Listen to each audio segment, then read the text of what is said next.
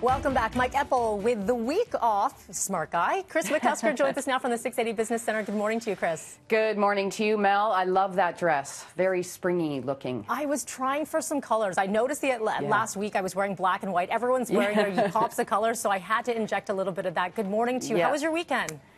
Quiet, but I guess that's how life is now, right? That's kind of the norm. Unless you're at Trinity Bellwoods, which we'll talk about in a bit. Oh, man. Yeah. Deep breaths, Kris. Deep breaths. Let's look at the numbers now. Look at the markets. Where do we go? I know, obviously, Memorial Day weekend for the U.S.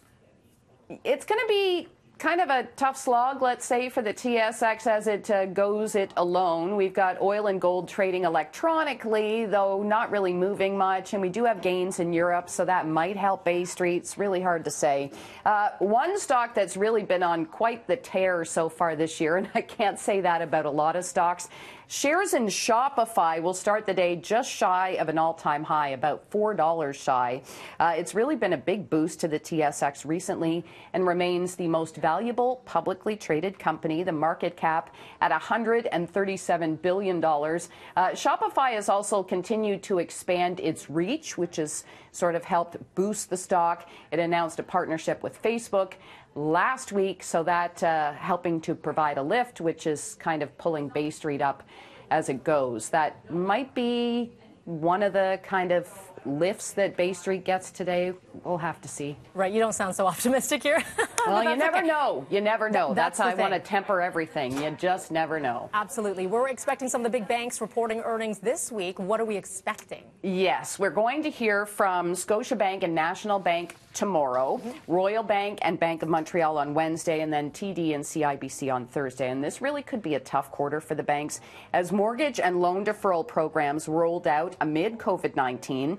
The six big banks we are hearing could be setting aside $8.9 billion for bad loans in the fiscal second quarter. Now, that would be a record amount.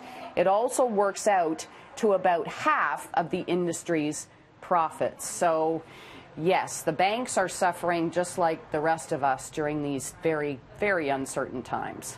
I am a big fan, Kris, of John Krasinski, and I think you are as well, and I love that you put this in your business update. Some good news, if you haven't been following John Krasinski, and he's looking for all the positives and some fun stuff while we go through these uncertain times, some good news and some great news for some good news.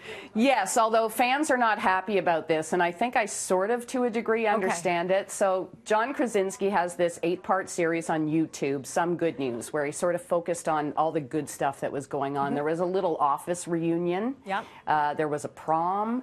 There was something else. Online graduation. So they have Brad Pitt in there. A lot of fun celebrity sightings and.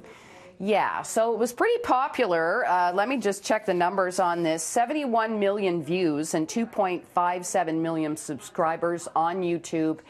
So now Some Good News has been sold to CBS Viacom, and fans do not like this because it looks like John Krasinski will no longer be the host.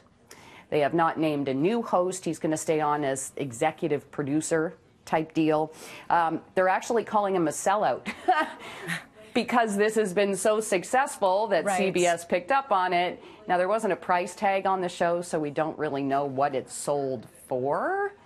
But I'm thinking it's going to maybe change the vibe a little bit. Yeah, with some sponsors thrown in there, right? Which definitely changes the field. But I think for him, it must have taken off way bigger than he thought, than he anticipated, right? And so he probably, started the thing solo, and then all of a sudden it got so much traction, he needs a little bit of help. But that is sad that he won't be hosting. I didn't know that part. Yeah.